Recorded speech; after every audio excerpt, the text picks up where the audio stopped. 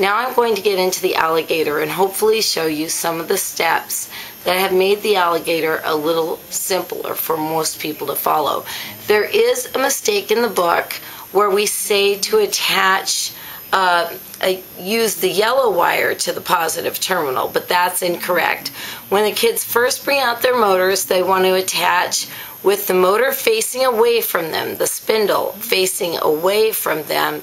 They're going to attach the red wire to the left side of the motor and the yellow wire to the right side of the motor. Again, the spindle is facing away, like that's the front of the airplane, and it's going to fly forward. When I attach the yellow wire, at the end of the yellow wire, I'm going to use the wire and attach it to a positive metal battery terminal. It has a bump on it, and I just threaded the end of the red wire through the hole of the positive terminal and twisted it. Not too much, just enough to make a good connection. Do not put anything on the end of the yellow wire, just leave that bare. And the kids can set that down. Make sure they're secure and make sure the plastic isn't threading through and stopping the connection. Put that one down, you're done with that one. And then I'm going to need you to get a blue wire and unhook your big blue wire and attach that to the negative terminal, which has a spring on it. Again, looks like a slice of bread. There's a hole at the top of the slice. Thread the metal part of your long blue wire through there and twist it. So now your negative terminal has a long blue wire. That's finished with that section. Those are things that the kids could definitely do. However, the next step, you'll probably need a little bit of help. And that's where we're going to add the terminals into the alligator compartment. So I'm going to start by taking my motor and plugging it into the part of the alligator where there's a little hole. It almost looks like the right size for a motor. That's where the spindle is going to go. When I put it in, I want to make sure that the red wire is close to the first section of the alligator. So if I put it in like this, the red is right next to that battery compartment. If I put it in like this, the red would be too far away and couldn't reach. So I'm going to put it with the what I call the mouse ears facing the sky, and right side up means it's going in over by where the tongue of the alligator is, and it fits right in there and pokes out that end.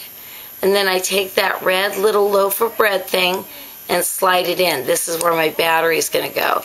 But guess what? It doesn't slide in very easily. Have the kids push it as far as they can, and then you can come around and push them all with your screwdriver while they're wiring the next section. So just give them a little push down. Now I have to do the same with the negative terminal. I put the negative at the other end, which had the blue wire attached, and I pushed that down into it. See how it didn't want to stay? That means it's going to take a little more muscle to get it started. You can also, oh, that one went right in. You can also have your LITs help you with that. Now this part is done. I have the blue wire and the yellow wire, and I'm finished with that. It's time to attach, you're actually almost done, to attach the tail to the alligator. This is actually his tongue and his head, and this is his tail. Now, notice his tail has a little notch. That notch is similar to this notch in the head. That's where the yellow wire has to be trapped. So this is a little tricky. You want to hold your yellow wire. This is going to slide on sideways onto the alligator's head. You could see how it would fit. Just perfect in there. So before I do it in, I want to make sure that I have the yellow wire in that slot that's on that tail. And then I'm going to slide it down, and that slot is going to line up with that slot. You'll kind of see it happen as I slide it down. There's my yellow wire. Slide it down, and now it's attached. And you can see the wire down in there. Now, This yellow wire is not attached to anything, so let's fix that. They did give us a hook, and often teachers are saying they don't fit. Well, yeah, the first time you screw them in, you do have to kind of hold the screw in and press in and turn the alligator just to get it started. Once you get it started even a little, do 2 or 3 more turns. Now the kids could turn it.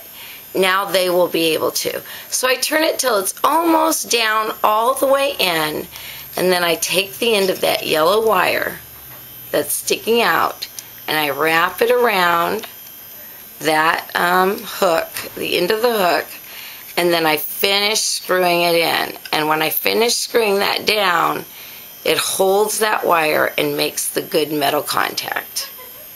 So now my alligator is completely wired and ready to go. The only thing I need to do is give him a head, and here's his head. And then he needs to bite me when I touch this and close a circuit. So I'm going to give him a little hand. Always think of his little hand as lying in front of him like this. There's a hole right there. That would be to hold his little hand in place. So I take the little hand, and you take the little tack that came with it, and you put the tack through the hole and then through the alligator's part of his mouth, and then close him. Now when I do this, he opens up. Now the only thing that's going to make him close is if that motor starts to spin, his mouth is going to close. So what will make the motor spin? If we close the circuit. So let's connect the blue wire from the alligator to our base. Remember that little wire that stuck out from the pedestals? That part actually is going to be connecting to our blue wire of our alligator. Now, the pattern that we make is going to be the closing of our circuit. So I twist that a little. And now my alligator would be ready to go. He's only missing one thing, and that's a battery.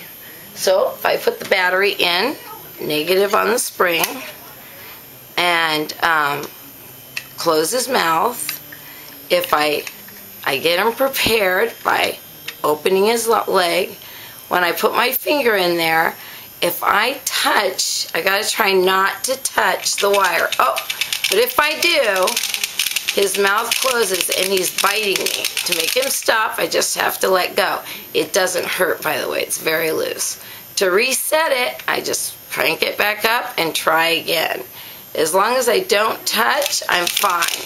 But the minute I touch, I have to start over and try again. So you can start with some easier or harder ones. The 2 things, in summary, that you will need to help them with is putting the terminals down deep in there. You may need a flathead screwdriver, walk around and press each one. The only other thing you will need to help is give the first 2 or 3 turns of the screw at the tail. They all do fit, but they do need that first 1 or 2 screws in to get them to hold. And the nervous alligator is wonderful, and it's you know, if you split it into the 2 days, it's a great project. The kids are very proud to take it home, and don't forget to put our stickers on it. And they will be doing electricity open and closed circuit all night long at dinner, and you'll hear about it, what a wonderful experience it was. Thanks a lot, and good luck.